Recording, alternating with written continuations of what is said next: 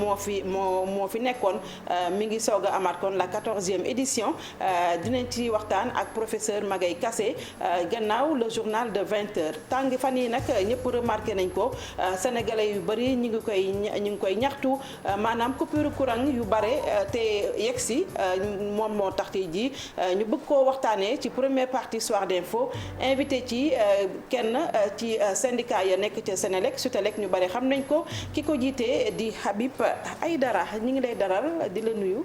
di la dalal jàmm ci plateau Soir d'Info. merci Binta maa ngi lay nuyu di la ziar. di nuyu sa téléspectateurs yi. di beral nuyu aussi clients Sénélec yi nga xam ne ñooy notre raison d'être.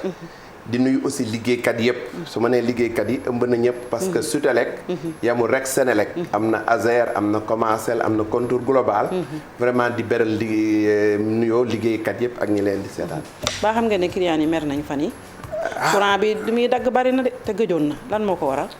waaw li ko waral mooy Sénélec dafa war a taal ay machine Sénélec dafa am ñaari production boo xam ne ay machine u Sénélec la mais am ñeneen ñoo xam ne ay privé lañu di jox Sénélec courant privé yooyu nag dañoo am ay centrales yoo xam ne seen machines yi ay machines yu dernière génération la mais dafa am qualité combustible boo xam ne ñoom mënuñu ko def seen machine day yàq seeni machine léegi nag ci contrat bi nga xam ne Sénélec dafa ko signé ak yenn producteurs privés yi dafa wax ne Sénélec moom moo koy jox combustible bi te Sénélec en 2011 état bi dafa ne woon Sénélec amul droit jënd fenn combustible fudul SAR SAR gis nañ ne fan yi passé dafa tëj ndax ay réflexion yu mu doon def donc comme tëj na te moom daf daan importer combustible di ko raffiner di ko joxewaat comme mënatul importer dafay jënd fii dans le marché local combustible mais combustible bi fi am actuellement nii mënuñu koo dugal ci machine yi donc tey jii machine combustible bi baaxul li leen SAR jox combustible bi baaxul ci yenn machine ci yenn machine parce que machine bu ñu ko ci dugalee dafay yàqu ndax machine nangu ko léegi nag donc problème bi wax dëgg yàlla ñun ñooy joxe courant ñun suñuy machine taxaw na suñuy nit taxaw na mais combustible bi nga xam ne moom la ñu SAR war a jox boobu la ñu amul loolu moo tax yenn centrale yi dañoo arrêté léegi jamono gi SAR jox leen combustible bu bon moo tax seen machines yi accepté wuñu ko sénégalais yi ci jamonoy tàngaay bi ñi ngi bëgg a dee ci coupure courant yoo xamante ne xamuñu kañ lay jeex ñu bëggoon nga wax ñu carburant bi ngeen yor bi te baaxul te seen machine yi bañ ko ba kañ lañ jëm ci coupure yi. waaw ñu ngi ciy profité di massawu clients yi. ndax ñun ñoo leen war a jox courant ak fu mu mën a jóge tamit ci ñun la. waaye wax dëgg yàlla nag devant l'impossible nul n'est tenu. ndax nguur gi moo tëj ne ñun amuñu droit jënd feneen. mais bu doon ñun kese ak ñoom. wax dëgg yàlla problème gëj na am. moo tax nag vraiment ñu leen koy massawu. di wax ne aujourd'hui état du Sénégal moo am responsabilité. mais balaa yegg si loolu dañoo bëgg a xam carburant bi ngeen yor te baaxul da ngeen koy tuuri wuti beneen. wala dañuy continuer di dundaat coupure yi mi gën di tar. waaw ba keroog ngeen di am bu baax. loolu laa lay expliquer c'est-à-dire carburant bi. ñun sax ñoom bi ñu bëggee jaay dañ ne leen du ñu jël ndax mënul dem parce que dafa am benn structure bu koy tester pour xool bu ñu xoolee ni bii baaxul duñ ko jël donc duñ ko tuuri mais Sénélec am na yeneen centrale yoo xam ne mën na ko jël. mais dafa am centrale yoo xam ne moo gën a mag. ba pare Sénélec ñun tamit am na fenn fu ñu defee erreur ndax période bi suñu centrale bi gën a mag bi nekk Bel Air dañ fa am juróom-benni groupe yooyu dañoo arrêté ñeent yi pour daal di ko reconvertir au gaz te gaz yeeg seegul donc groupe yooyu xëy na bu fi nekkoon sax xëy na mu tane maintenant loolu aussi c'est en prévision am nañ beneen groupe bu nekk C3 boobu tam dafa nekk révision maintenant léegi nag centrale yeneen yi nga xam ne mooy privé yi te ñu am contrat ak ñoom ñoo mënul jël carburant bi mais bu ñu ko mënulee jël ñun mënu leen ko forcer parce que boo leen ko forcer seen machine dafay yàqu mais aujourd'hui ki la mën a wax kañ la délestage yi di taxaw mooy SAR parce que bis bu SAR joxee combustible bu baax automatiquement courant bi delluwaat. mais est-ce que yéen Sénégal mën ngeen continuer di dépendre ak SAR ndax on se rappelle du carburant xaw ma du fur frelaté bi nga xam ne amoon na fi jamono. indi fi coupure yu dul jeex SAR ñëwaat tey jëndiwaat carburant bu baaxul est-ce que jusqu'à quand Sénélec war a continuer di dépendre ci société boo xam ni ci problème la nekk. c'est une décision politique. oui parce que su fekkee ne état bi moo ne yéen amu leen droit fu dul jënd ci SAR ñun mënuñu jéggi loolu nga xam ne état bi moo ko wax et loolu c'est depuis 2011 mais su dul woon loolu tey jii jënd yomb nañu parce que Senelec léegi nag wax dëgg yàlla am na assise financière bu ko permettre mu jënd ensuite utiliser mais comme état bi moo jëloon une décision en 2011 ne ñun amuñu droit jënd feneen fu dul SAR ñun mënuñu lu dul conformer aussi décision boobu moo tax tey jii la politique énergétique lu tax état imposé leen ngeen jënd ci SAR mais état moom fekkee Senelec mën na jëndal boppam mais état mooy actionnaire majoritaire ci Senelec moom 90% yi état mooy définir la politique énergétique de l'état du Sénégal donc ki la abali bët fu ko neex ngay xool loolu mënuñu ci dara bu fekkoon ne on était une société purement privée mën nañu wax mais ñun Senelec on est une société parapublic presque sax public la ñuy wax ndax 90% yi Senelec état bi moo ko moom 10% yi caisse de consignation et de dépôt moo ko moom donc ñooñu aussi buñ ne ñëw fii ngeen di dem fa la ñuy dem jusqu'ici amul woon problème mais c'est un problème de planification et de prévision mais justement yéen a ngi def planification prévision gaz amagul est-ce que Senelec aussi dina def dans l'anticipation li fi nekk ngeen am carburant bu doy bu ko defee au moins di ngeen am un stock boo xamante ni ni ñu koy waxee boo xamante ni mun na garantir la distribution correcte du courant mais bu SAR amee problème rek Senelec ça se répercute directement sur la distribution xam nga moo tax dépendance baaxul ak sud nga am benn source kese fenn rek fooy jëlee da nga war a am yeneen plan B plan C am na sax naam parce que aujourd'hui am nañ énergie éolienne am nañ énergie solaire am nañ la centrale à Sendou qui est au charbon mais solaire bi à partir de 9h 10h lay commencer rayon solaire yi wàcc bu naaj bi demee mu fay éolienne aussi ngelaw moo koy doxal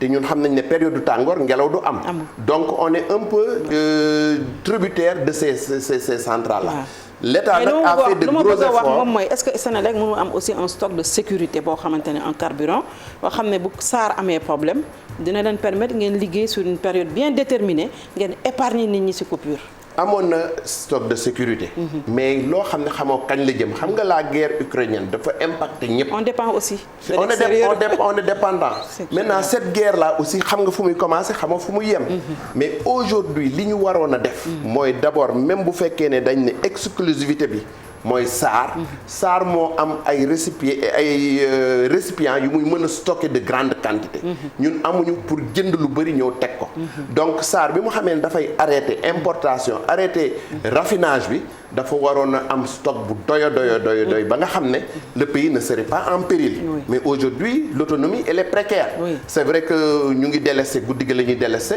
wax dëgg yàlla agence Senelec jàmbaar lañu ñu ngi futteeku nekk centrale yi démarré waat tout mais tamit loo amul loo toggee tey jii boo doon togg sa kër boo amul ndox boo ñu liggéey sa ndugg lu mu riche loo mën togg da ngay am jafe-jafe mais yaa ngi koy wax léegi guerre bi c'est très grave parce que tey jii gis nañu que le marché international dafa am tension surtout par rapport prix yi surtout par rapport aux produits ñu bari dañuy jël seen ñoo la ko gën a soxla bu fekkente ne jaayuñu la ci situation bi ñu nekk nii ça veut dire que nous risquons le pire dem ba am comme délestage yi fi amoon ba créer fi les émeutes de l'électricité j'espère que yéen a ngi koy fàttaliku. bon yaakaar naa ne c'est un mauvais souvenir de yaakaaruñu ma ne dinañ dellu sur les émeutes de l'électricité mais quand même ñu ngi koy jege moo tax ñun tey jii yéen direction principale production bu Senelec moo fi waroon ñëw wax ak sénégalais yi mais ñun en tant que syndicat Senelec di communiquer ñëpp wax nañ ko sénégalais yi xamuñu sax ci luñ ne ñun nag en tant que syndicat suñu rôle mooy alerter ndax tey jii bu amee ay émeutes gars yi duñ dem seeti directeur général duñ seeti directeur production ñun ñi nga xam ne ñoo nekk ci mbedd mi di relever ñun ñi nga xam ne ñoo nekk ci agence ñun la ñu ñëw di toj suñu bopp yi wala ñuy toj seen agence yi loolu la ñuy bañ moo tax ñun en tant que syndicat de base ñu ñëw taxaw pour wax sénégalais yi ne leen direction générale Senelec ak le ministère du pétrole et de l'énergie bu leen fàttali ko le ministère moom moo taxaw madame le ministre moo taxaw devant tous les Sénégalais mu ne le problème du kérosène est maîtrisé mais booy assurer kérosène pour ay avions yuy naaw di dem mais ñun ñi ci biir réew mi toog demuñu fenn war a liggéey war a féexlu war a jëfandikoo mais ñun lañu war a njëkk a sécuriser balaa ngay sécuriser ay avions loolu c'est la responsabilité de l'État donc aujourd'hui la priorité au lieu nit ñi di nekk fii ci ay liste yeewu ak yeneen nañu xool la politique énergétique de ce pays ñu def ko une priorité parce que bu amee stabilité cela veut dire que amul la politique énergétique defuñu ko priorité loolu nga bëgg a wax bon def nañ ko priorité parce que xam nga chaque directeur général buy ñëw dafa am lu ñuy wax la lettre de politique du développement du secteur. ñu teg ko sur 5 ans. Maintenant Sénégal moom dañuy bind defar ay conception yu baax mais dans la mise en œuvre il y a des problèmes. parce que tamit ñun on a une instabilité au niveau du top management. da ngay xëy am benn directeur général mu commencé doxal nga ne ko waa demal defi politique mu dem defi politique gagné commune am nga def ko ministre. mu ñàkk commune am nga wàcce. mais c'est ça qui est décevant parce que dañuy jël des secteurs aussi stratégiques di fa teg ay politiciens bu ñu waree liggéey duñu liggéey wala bokk bu ñu liggéeyee ba gagné seen fañ ne ñu jël leen def leen ministre on amène un autre politicien jusqu'à quand est-ce que le secteur yu mel nii aussi duñ fa teg koo xamante ne xam na secteur bi nu muy doxee bu ko defee mu léppam yitteem yëpp mu def ko ci secteur bi. on peut pas continuer à vivre comme ça. politiciens yëpp sax yemuñu am na ci yoo xam ne baax na mais ñun lu ñu bëgg mooy mu am stabilité. même su fekkee ne politicien la. parce que am na politicien par exemple ñun suñu directeur général c'est un politicien mais nag c'est un enfant de la Sénélec. ba pare c'est un ingénieur de l'ESI. Il connaît bien, il est en train de faire de bonnes choses. Mais effectivement comme vous dites. en tout cas bu campagne jotee dafay dem bàyyi ñu fi. te déggatuma syndicat yi sax ñaxtu temps yi de si Sénégal. ça veut dire qu'il gère bien wala. non c'est parce que d'abord nous avons compris lan mooy suñu mission. suñu mission c'est d'abord de produire, de transporter et de donner l'énergie en quantité suffisante aux populations. bala nga ne naam da nga fay nekk parce que la première mission d'un syndicat c'est la préservation de notre outil de travail. donc war nañu fexe ba ñun clients yi nga xam ne ñooy suñu sang. di ñu jox lu ñuy sutuloo suñu kër. ñu fexe ba ñoom ñu am satisfaction. absolument donc coow ak yuuxu amul solo. effectivement Sénélec am nañ ay jafe-jafe. parce que comme yow tey jii il faut ñu yokk sa salaire yokk say avantages. bu ñu yokkee ma jël. ñun tamit dañu bëgg ku ñu yokkal. ñu ngi waxtaan ci biir mais quand même tout n'est pas rose à la Sénélec. moo tax tey jii dañu war a xool. parce que tey jii président Wade lu ko wàcc les émeutes de l'électricité moo ko wàcce quoi qu'on dise le président Macky Sall tey jii lu ko may deuxième mandat c'est parce qu'il y a une stabilité dans le secteur donc secteur bi dañ ko war a jox gëddaam ñu jox ko cër ñun ñi fay liggéey ñu jox ñu suñu cër dugal ñu ci instance de décision yi parce que léegi-léeg bu ñuy jël ay décision ñoom dañuy tëju rek entre directeur mais man mi nga xam ne agent simple laa nekk fee mais am naa sama xalaat ci biir entreprise bi te booy def une politique da ngay def une démarche inclusive bul xeeb xalaatu kenn loolu mooy indi problème yi beneen problème bi aussi mooy la question de la motivation et des moyens Sénélec tey jii liggéeykat yi ñu ngi rey seen bopp mais il y a des problèmes de moyens il y a des problèmes de motivation yooyu yëpp c'est un package. te pourtant Sénélec am ngeen xaalis bu bari chaque année ñu dégg def ngeen ay recettes yu bari non maa ngi lay wax ne ñu ngi ay 30-40 milliards mais moment mu ngi mel ni rek cetum ginaar dañuy am loolu mais tey jii Sénélec tenue de travail sax amuñu ko mais xaalis boobu amuñu mobilette bu ñu liggéeyee nit ñi dañuy dox pour liggéey fan lay dugg xaalis bi état bi moo koy jël pour def ko lan moom mooy actionnaire majoritaire mais aujourd'hui moi je dis que dans la gestion bala ngay économiser parce que kiy économiser dafay wàññi ay charges. absolument bala ngay économiser loo dem di joxe ji. mais da nga war a mettre les moyens à la disposition des travailleurs. nga motiver liggéeykat yi bu desee nga jox. état bi son principal bénéfice bi mu war a am. mooy la stabilité du secteur. warul woon séntu ci Sénélec dara. parce que Sénélec sa mission c'est pas de faire des bénéfices. donc dañu war bu ñuy defar les budgets ñu fexe nit ñi ñu mettre leen dans de bonnes conditions. tey Dakar sax tane na mais demal dans les régions nga dem Ourossogui agence su Sénélec benn puquus la bu nekk ci biir marché bi nga dem Oussouye agence ba si biir SDE moo ñu héberger agence Sénélec amul tenue de travail c'est grave amuñu mobilette bu ñu liggéey c'est pas normal donc aujourd'hui Sénélec vraiment mu ngi dox mais grâce au sacrifice des travailleurs de Sénélec grâce aussi en partie aux investissements que l'État a fait mais aussi le directeur général il est ouvert waaye nag politicien la vraiment dañu bëggoon secteur bi ñu jox ko gëddaam gëdd bi bu ñu ko joxee Sénégalais yi dañ nekk à l'aise mais aujourd'hui vraiment il y a des couacs. Sénégalais demoon nañ sax bay wax alhamdulilah rabbil alamina li commencé waat est-ce que sax investissement yi waroon ci Sénélec ñu def nañ ko en termes d'infrastructure parce que amoon na ay temps si jamono yi je pense que c'était sous Wade xaw ma lañ ko privatiser woon mais finalement kooku def leen ko delloo parce que nee na lii lu mokk li nga xam ne rumbux mënuma ko defaraat ça veut dire que dafa laajaatoon ñu defaraat Sénélec par côté infrastructurel est-ce que investissement en termes d'investissement wax dëgg yàlla ku nekk na nga waxal yàlla en termes d'investissement moom ils ont fait beaucoup d'investissement dans la production d'abord. su dul woon problème mu approvisionnement. en termes d'infrastructure on est très à l'aise. Sur le plan du réseau de transport. on a un réseau très moderne. On a aussi investi dans la distribution. Là où on pêche c'est au niveau du commercial. client bi jóge këram ñëw Senelec am soxlaam. kooku ba léegi am na lu des. mais quand même ñu ngi def ay efforts. donc en termes d'investissement vraiment ça va. mais aujourd'hui monopole moom moo baaxul ci dara client buy jóge këram ñëw Senelec par rapport à quoi. bon c'est la relation clientèle la satisfaction. léeg-léeg ngeen gis client di casse ne man jot ma sama facture coupé nañ ma. léeg-léeg ñu ne la ki ñëw sama kër il s'est mal comporté.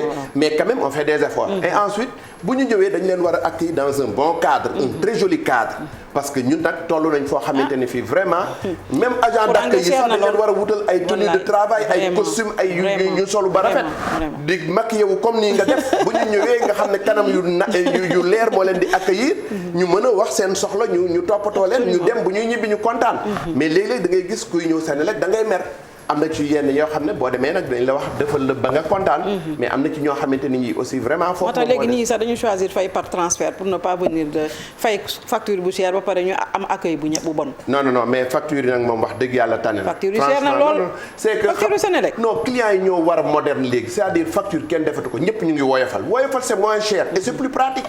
boo demee woyofal d'abord dans la facturation tu as un avantage de 15% de ta consommation. mais tu n'as plus besoin ay jot naa facture ay. des fois nit ñi dañuy demander woyofal duñ ko am. aussi non c'est très facile woyofal léegi doo fay sax dara. même bu fekkee yow Binta Diallo. woyofal bi facture bi nga amoon sa tur la nekk. man moom laa am woyofal. doñ la laaj dërëm doo ko fay. sa carte d'identité ngay indi ñu defaral la ko c'est très facile. mais bu fekkee kuy doog a am la 5000 francs kese ngay fay. heure boo demandé ñu jox la. bu demandé ñu jox la amatuñu rupture compteur ni câble ni rien. c'est ça qu'il y avait un problème un temps am da nga ne moom ay rupture. bu demandé dina toog lu yàgg. c'est maintenant maîtrisé. maintenant léegi vraiment on est loolu dépassé nañ fi mu nekk daal Senelec. problème am man mën naa ko wax ñett la. benn bi mooy la stabilité au niveau du top management. parce que directeur bu demee. keneen bu ñëwee day indi ay nitam. te bu ki mu indi. moo taxoon ma ne ñi fi nekkoon ay ma tuuti rek ma. fa jëlee politiciens yi. teg fa un homme du sérail boo xam ne politiqueul xam ne mën na toog liggéeyal Sénégal. mais est-ce que aujourd'hui au Sénégal dinañ nommer à des postes de responsabilité ku deful politique. c'est bon waaw moom mu ngi noonu. est-ce que loolu am na léegi. donc je disais que boo indee benn directeur bu bees. général dafay ñëw ñi fi nekkoon du mën a liggéey ak ñoom daf leen di teggi. mais ki xas ba am statut directeur boo ko teggee da nga koy jox tous les avantages. après nga indi beneen directeur. ce qui fait qu'on a une prolifération de beaucoup de directeurs principaux. ak de directeurs. ak chargé loolu dafa metti au moment où ci suuf. au niveau des contrôleurs. on n'a pas de travailleurs. ay prestataires la ñu am yoo xam ne ñu ngi fay rey seen bopp. bala ñu leen di fay mu dekk ay weeri n'est pas normal. yéen a ngi gis xale yi ñu ngi def ay marches. Senelec dañu war a organiser xale yi nga xam ne ñu ngi nekk fii. am du métier am seen ay compétences. ñu jël leen ñu liggéey. mais bu fekkee ne da nga ko bëgg def armée mexicaine. man ay xale yu bari dañuy ñëw di ma seet di ma wax ne dañu def Senelec 5 ans dañuy xëy suba rek na la arrêté yooyu tamit ban situation la yan contrat la yooyu. man mii di wax ak yow 14 ans laa def journalier Senelec. waaw loolu moom mooy lan. xam naa kay. am na ñuy def 10 ans. waaw loolu pour lan la te Senelec boo xam ne am na xaalis. mais c'est parce que en général directeurs yi fii ñëw. buñ la nee yow recrutement politique bi politique la. ah waaw et népotique. c'est comme ça. et loolu moom moo war a dakk ci réew mi. parce que Senelec bien public national. tous les Sénégalais ont le droit à l'emploi à la Senelec. yow bu sa papa investir li muy am akas néew. koor ba fayal la nga jàng. nga ñëw di liggéey Senelec dañ lay traiter comme un rien du tout. waaw day ji xale yooyu c'est des gens à qui on doit rendre leur dignité. parce que jàng nañu. mais est-ce que yéen tamit ay centrales syndicales yi nga xamante ne ñoom kenn déggatu leen ñoom dafa mel ni fee lañ féete coowatuñu waxatuñu géretuñu les intérêts des travailleurs kenn déggu leen ci situation yu demee noonu ça se passe pratiquement dans toutes les entreprises nationales. duñu jël ñi ñu war a jël personnel politique ñoo nekk ci kaw ñi am seen diplôme nekk ci suuf et les centrales sont quasiment absentes. mais merci vraiment man nga may ma rek ma jaajëfal Ibrahima Sarr suñu camarade bi nekk SNTPT. mu ngi rey boppam au niveau de la poste. te pourtant mu ngi affilié ci benn centrale syndicale. kenn gisul centrale boobu. au niveau de la santé ñaata yoon la gars yi def ay plan d'action. gisuñu benn centrale. au niveau de la justice c'était la même chose. aujourd'hui les centrales ñun man en tant que militant centrale bi ma bokk su ma cotiser 1000 francs dañ may dagg 400 jox ko centrale ba te bu ma amee problème du ma gis centrale bi moo tax aujourd'hui léegi kenn ku nekk da ngay def noo mëne mais centrale yi ñoo war aujourd'hui c'est la société civile c'est les Guy Marius Sagna ñoo taxaw fi nga xam ne fa la centrale syndicat yi waroon taxaw te loolu dafa war a arrêter absolument parce que pourquoi parce que tamit syndicat dañ ko wax pour mu kaasal nit ñi. les travailleurs les droits des travailleurs. Voilà. Mais aujourd'hui ce qui se passe à la poste c'est inadmissible. Absolument. À chaque fois conseil des ministres on nous dit oui le président de la République a dit il faut arrêter de dire et de faire. Les travailleurs sont fatigués. duñ leen fay seen salaire yi avance scolarité bi ñu leen daan jox sax li ñu ko daan lebal dañ ko dagg année bi. Au moment où ñoom ñu daatalax non poste aujourd'hui je suis en train de faire la solidarité pour la poste et c'est la même chose dans les autres secteurs et pourquoi est-ce que ñun dañu war a toog nii rek les centrales syndicales toog jaaxaan ñun ñuy rey suñu bopp ci àll bi alors que ñun bu ñuy affilié ci centrale c'est pour que bu suñu bët xonqee ñu daw nga ñu walluñu la ça aussi je pense que c'est des questions à régler. ñi jiite centrale yi ba léegi boobu ba léegi ñooñu ba léegi ngeen fi war a jëlee mais la société ñi fi nekkoon ba léegi ñoo fi nekkaat kenn déggatu leen ñoom Giro ak ñooñu ñëpp kenn déggatu leen ñoom ñoo jiite centrale yi ba pare ne pat travailleurs yi di dee bu ñu soxlaa centrale doo leen gis ils ne sont jamais même au Sénégal. en tout cas daal franchement travailleurs yaa ngi dee. ñu li ñu war a wax ci loolu moom franchement bëri na mais je pense que aujourd'hui comme on est en train de parler de l'électricité Sénégalais yi dañu bëgg a xam lan moo tax courant bi di coupé. courant bi di coupé moom wax dëgg yàlla SAR ñoo war a ñëw wax nit ñi kañ la ñuy joxe. carburant mais Sénélec na xaatu taxaw wax président ñun dañoo bëgg a jëm jëndal suñu bopp. man lii may SAR ci jafe-jafe rek la dëkk ak Sénégal mais lii may wax président mu ngi koy dégg. te moom xam na ne. xëy na même bu dee moom 2011 nekkul woon président de la République moom tamit l'État c'est une continuité. boo ñëwee nga gis mbir bi baax. il a été le ministre de l'énergie moom war na xam politique énergétique bu baax pour Sénégal.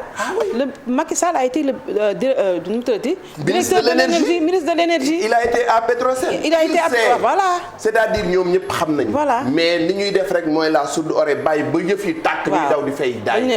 maintenant nag Sénélec j'alerte pour dire que lii nii buñ ci taxawul dans les meilleurs délais affaire bi ay weer de ay fan la suñ ci taxawul fii ak ñaari fan ñetti fan xam nga nit ñi ñu ngi agressé léegi ndiggu bëccëg bu courant bi di coupé dans la nuit nit ñi xamuñu fu ñu jëm dinañ dem ba ndox dootul am parce que forage sax dafay arrêté na balaa nga yeewu coupé ndox mi coupé mais justement donc c'est pourquoi nous alertons en tant que syndicat pour dire que daal vraiment cette question de l'énergie war nañ ko jël avec beaucoup de sérieux. Absolument. Ça moom vraiment c'est un appel que nous lançons aux autorités de ce pays vraiment pour que vraiment nit ñi jàpp ci pour que Sénélec bañ a delluwaat ci travers yi mu jàlloon et que vraiment développement réew mi jóge fii dox liggéeykat yi am liggéey ñi kër yi am ménage yi mën a am courant bu doy et que vraiment ma invité aussi nit ñi ñu daal di dem au Woyofal parce que Woyofal c'est la meilleure facturation te itam dina permettre nit ñi dana tax raffermir suñu relation avec la clientèle. voilà Sénégalais de dee nañu wet xiif nañu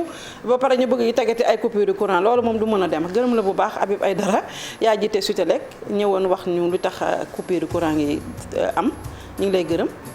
nga may ma rek ma jaajëfal sargal agent Sénélec yi agent Azer yi commencé Kunun Power Tobène Contour Global ak Tecma vraiment ñoom ñëpp ay jàmbaar lañ ñu ngi laxasaayu au moment où nit ñi ñu ngi tëdd seen kër yi ñoom ñu ngi def seen débardé pour que courant bi bañ a coupé vraiment ñu leen di sargal di leen wax ne encore une fois takku leen ba dëgër li ngeen di def jaamu yàlla la da ngeen di liggéeyal Sénégalais yi te bu boobaa macha allah yàlla moom am na fay mais aujourd'hui l'État du Sénégal doit prendre ses responsabilités pour régler de manière définitive cette question de l'énergie au Sénégal. yaakaar naa dinañ dégg sa appel ñu ngi lay gërëm bu baax dem publicité gannaaw publicité yi soxna Naata Mbaye dina fi teew pour le journal.